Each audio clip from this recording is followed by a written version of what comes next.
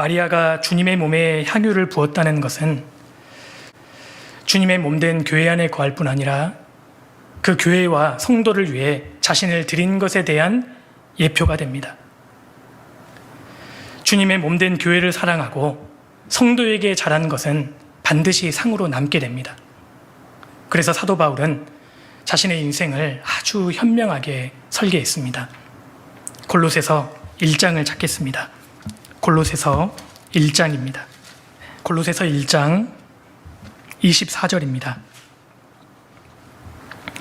내가 이제 너희를 위하여 받는 괴로움을 기뻐하고 그리스도의 남은 고난을 그의 몸된 교회를 위하여 내 육체에 채우노라.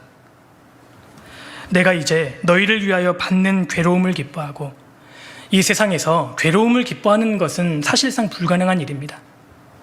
그런데 사도 바울은 괴로움을 기뻐하고 그리스도의 남은 고난을 그의 몸된 교회를 위하여 내 육체에 채우노라. 이 말씀에서 그리스도의 남은 고난이 있습니다. 그리스도께서는 복음을 완성하시기 위해서 고난을 당하셨고, 이제 그 복음으로 구원받은 그리스도인들은 그의 몸된 교회를 위하여 고난을 당합니다. 이처럼 그리스도의 남은 고난은 그의 몸된 교회를 위한 고난입니다. 마리아가 주님의 몸에 향유를 부었던 것처럼 이제 우리도 주님의 몸된 교회에 내 향유를 부어야 합니다. 교회와 성도를 사랑하고 교회와 성도를 위해 수고하고 희생하는 것은 주님과 직접 연결되어 있는 일입니다. 마태복음 25장 40절에서 우리 주님께서 너희가 여기 내 형제 중에 지극히 작은 자 하나에게 한 것이 곧 내게 한 것이니라. 주님이 직접 그렇게 말씀하셨습니다. 머지않아 우리가 주님 앞에 섰을 때 이 사실을 분명히 알게 될 겁니다. 형제 자매 한 사람 한 사람에게 한 것이 주님께 직접 한 것임을 알고 놀라게 되는 것입니다. 성도와 관계된 일은 주님과 직접 연결되어 있습니다. 사도 바울께서 다메섹 도상에서 구원을 받을 때 주님께서 나타나셔서 바울에게 이렇게 물으셨습니다. 사울아, 사울아, 내가 어찌하여 나를 핍박하느냐? 바울이 깜짝 놀라서 되물었습니다. 주여, 뉘시오니이까? 그러자 주님께서 이렇게 말씀하셨습니다. 나는 너가 핍박하는 예수라. 바울은 깜짝 놀랐습니다. 구원받기 전에 바울은 주님을 직접 대면한 적도 없고 주님을 직접 핍박한 적도 없습니다. 주님을 믿는 성도를 핍박했을 뿐입니다. 그런데 주님께서는 구원받은 성도와 교회를 핍박하는 것이 주님 자신에게 대한 직접적인 핍박으로 간주하셨습니다. 구원받은 성도 한 사람에게 악행하는 것이 주님께 직접 악행하는 것입니다. 구원받은 성도 한 사람에게 선을 베푸는 것이 주님께 직접 선대하는 것이라고 성경은 말씀합니다.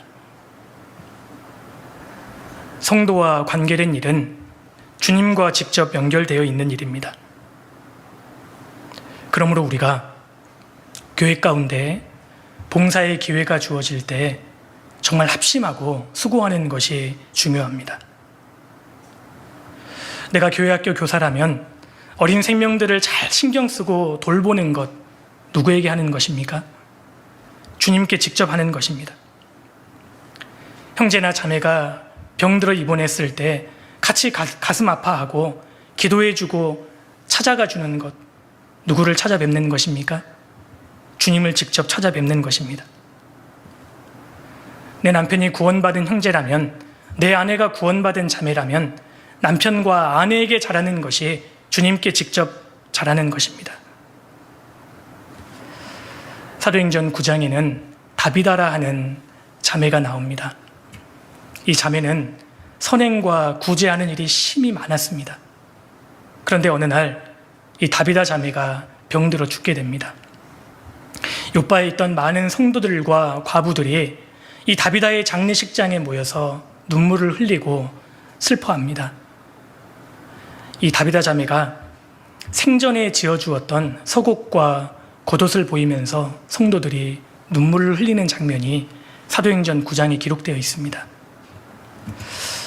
사도 베드로가 주님께 정말 간절히 기도드렸고 주님께서 예외적으로 이 다비다 자매를 다시 살려주시는 그 내용이 나오지 않습니까?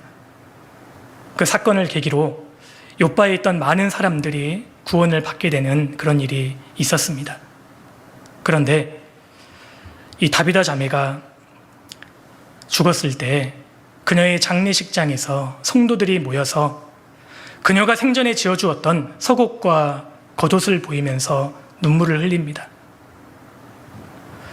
우리 형제 자매님들께는 다비다처럼 서곡과 겉옷이 있습니까?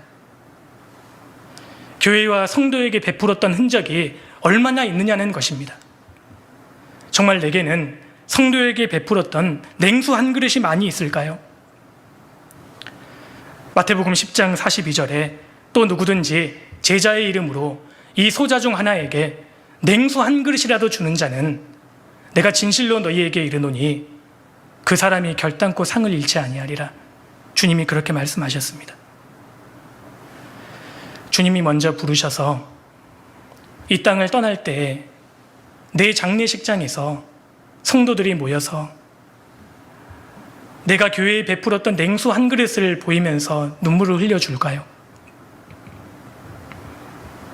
내 인생을 정말 중요하게 생각하고 허비하지 않은 인생이 되기를 원한다면 성도에게 잘해야 합니다. 그것은 허비가 아니라 진정한 투자라고 할 수 있습니다. 고린도후서 12장입니다. 12장 15절입니다.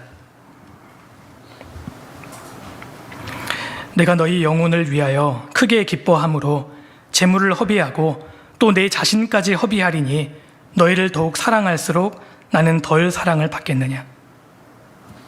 사도 바울은 고린도 성도들을 위해서 크게 기뻐함으로 재물을 허비하고 또 내 자신까지 허비했다. 그렇게 말씀했습니다. 세상 사람들이 보기에는 바울은 그야말로 인생을 허비한 사람입니다. 그런데 사실 그것은 허비가 아니었습니다. 주님의 몸된 교회와 운명을 같이 하는 것이 주님과 운명을 같이 하는 것임을 사도 바울은 알았기 때문입니다. 그래서 바울은 성도들을 위해서 자신을 허비하는 길을 택한 겁니다. 고린도후서 7장 3절에 너희로 우리 마음에 있어 함께 죽고 함께 살게 하고자 합니다. 사도 바울은 고린도 성도들과 함께 죽고 함께 살게 하고자 합니다.